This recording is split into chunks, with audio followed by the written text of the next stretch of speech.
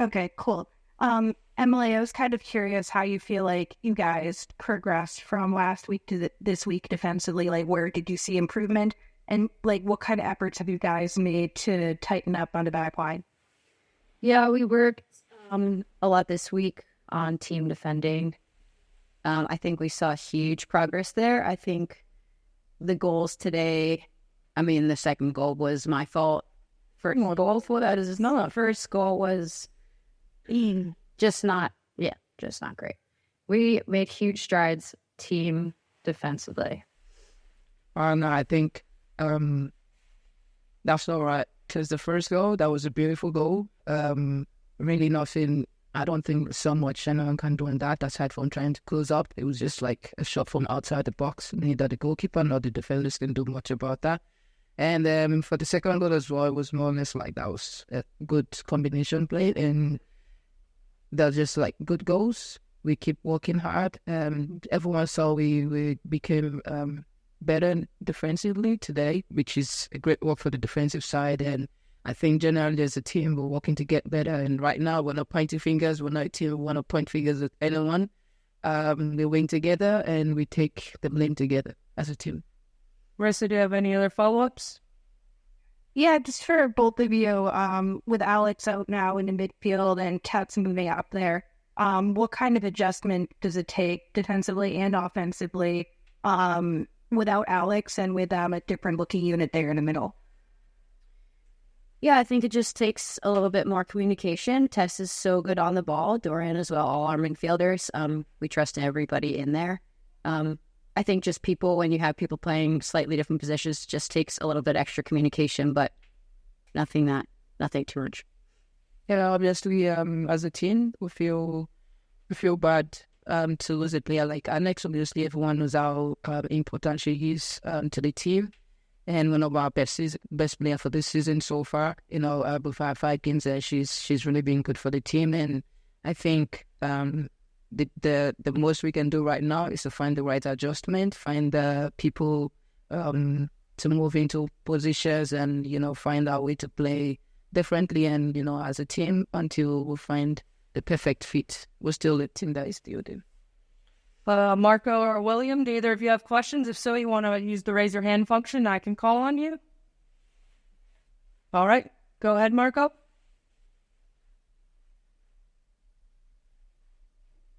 Go ahead. Okay, sorry, can you hear me now? I wasn't sure you could hear me. Yep, you're good. Okay, great. The way the second goal happened, it just seemed like it was, bad luck, with Asisat out with the injury and then not being able to get a sub in. But there was also not the ability to collapse in the middle. Do you see that that's a common theme here with these goals that are being given up late in matches here with you guys? Actually, no. I think we've been quite difficult to break down through the middle. I think most of the goals have come from out wide. So no, I don't think that's a trend. I do think we've been getting stretched toward the end of games, but I think that's quite natural when legs are getting tired.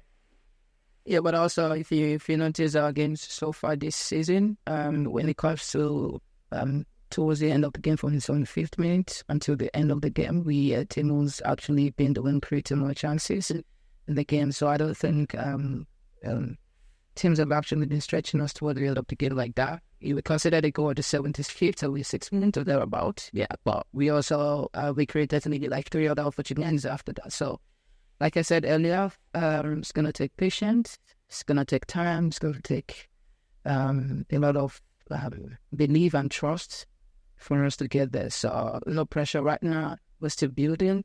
I'm not giving an excuse, but I'm just saying we're gonna get there. All right, William, why don't you close us out with a question? So just looking forward a little bit now, obviously you have less time prepared for the next game. Does that help you mentally in the circumstances from not loss to just kind of push that behind you and say that's in the past now, we have to prepare for this one just a few days away?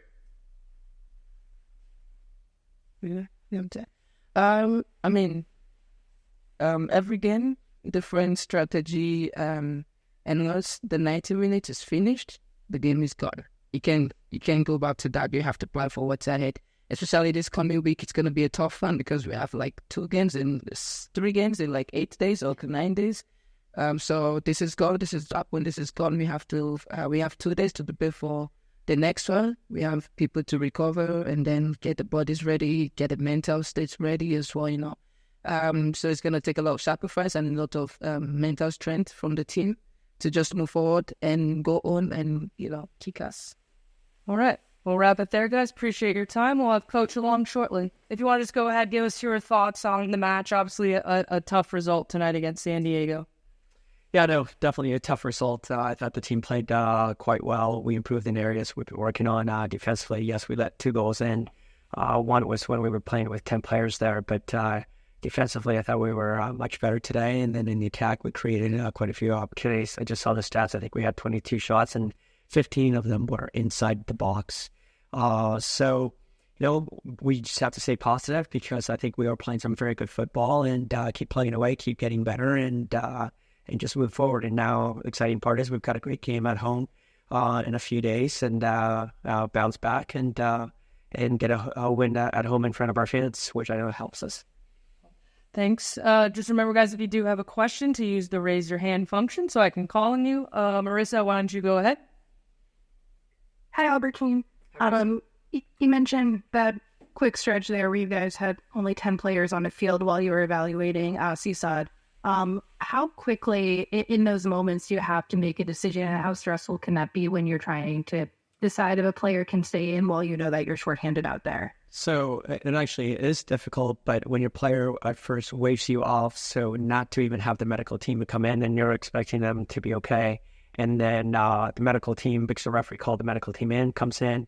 And then Asisat and I were having a conversation. She was ready to go back in. And that's the first thing I asked her. So I was figuring that out. Because that was kind of like the confusion. It's like, oh, she got to come out. But no, she felt like she could still give us some more minutes. And then after the goal happened, then we decided to make the change. But yeah, it's an unfortunate. We could have made maybe a substitution at the time, but she was ready to go back in the game, and she's still a huge presence for us up top. So I didn't want to necessarily take her out at that time. But it's unfortunate that the goal came in then. Oh, yeah, thank you. And I want to ask, too, about the midfield and moving Tess up there. She's had a strong start to the year forward, but now you guys are without Alex. What kind of went into the decision there to use Tess and Dorian kind of as a double pivot at number 6? And is that kind of what you're expecting from your midfield group here on out? Not necessarily what we're expecting, but as I said, we were going to work on making sure defensively we're a little bit more sound and having a midfielder protect our back 4. So with the double 6, it can be a little bit more manageable. And knowing that Tess can still get forward, she's got the engine to run up and down the game. We knew she would be dangerous in the attack, but at the same time give us some good balance. It's very difficult to replace a player like Alex. And so, yeah, moving forward, we may look at playing with the double 6, depending on the team and depending on whether we continue improving defensively. But, yeah, it gives us a better balance and a new look to see how it works. All right, we'll go to Marco next. Go ahead, Marco. Hey, Coach. We mentioned the 15 shots you got inside the box there. So is this the most frustrating loss of the season so far, knowing that you got all those chances but weren't able to capitalize, and then the 2 chances that San Diego did have, they did capitalize on? Thank you. Yeah, I mean, I don't know if it's the most frustrating because we've let a couple goals in very late in games, and that's also been frustrating. This one is challenging just because I do believe we played well and improved in a lot of areas, and obviously created so many chances and not putting it away. So yeah, it hurts because I think the team deserved better. They played well, they earned it. But there's just little things that we need to continue to improve on. So I don't know if it's more frustrating. It's equally frustrating because, as I said, giving up goals very late in the game can also, that actually probably hurts more. Marco, any follow-up? No, I'm good. Thanks, Coach. Thanks, Marco. Go ahead, William. Go ahead, William. Oh, draft on mute, my bad. So, just a question about towards the end of the game when you need that goal. I saw you started putting Caleb Sharples up front, kind of playing her as a forward, trying to get a header on any of the crosses they're trying to cross. Is that something you expect to do fairly often, considering she's shown that she can score goals when it matters? Well, when you say fairly often, no, not at all. That's only if we're down a goal and it's late in the game. That's when we kind of decided to go with three in the back and push her up top. She's a great presence in the air and gives us those opportunities. And she created a couple of chances there. But hopefully we're not using that very often because it doesn't mean that we're down a goal.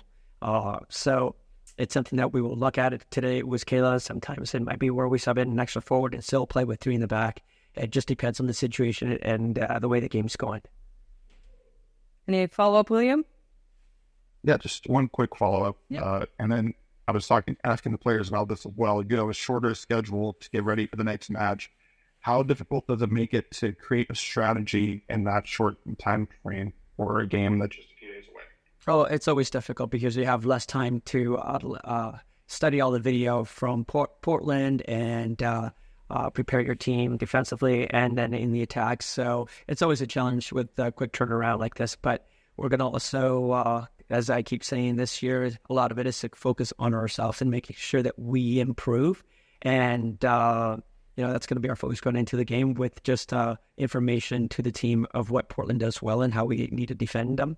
Obviously, they're a very talented side, and we're just going to do the best we can to just have them ready. But we're going to continue working on ourselves and making sure that we get better with it each and every game.